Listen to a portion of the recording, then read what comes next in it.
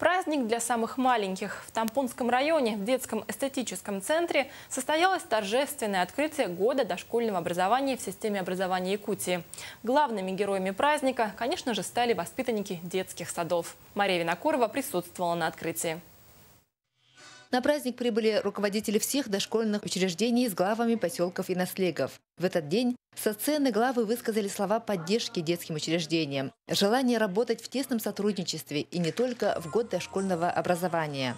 В Тампонском районе действует 13 дошкольных учреждений.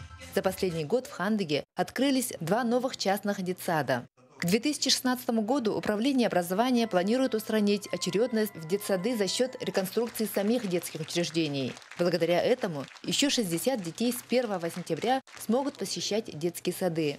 В этом году по плану предусмотрено начало строительства 3 дошкольных учреждений в селах Тополиное, Кискил и в райцентре.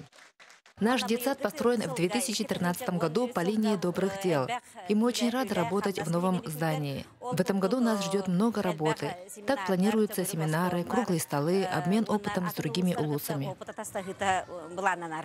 Год дошкольного образования обещает быть очень насыщенным на мероприятия. Это и семинары-практикумы в пилотных дошкольных учреждениях Министерства образования Республики. Их в Тампонском районе 3. Проведение различных профессиональных конкурсов. Все мероприятия наши, деятельность Совета по дошкольному образованию, консолидация всех органов власти, конечно же, все это будет посвящено в первую очередь нашим детям. Главными героями празднества, конечно же, стали воспитанники детских садов, которые подарили зрителям яркие номера. Примечательно, что в Тампонском улусе более 30% детских садов являются ведущими учреждениями России. Свыше 60% учреждений могут похвастаться дипломами и грамотами республиканских, федеральных и международных проектов конкурсов.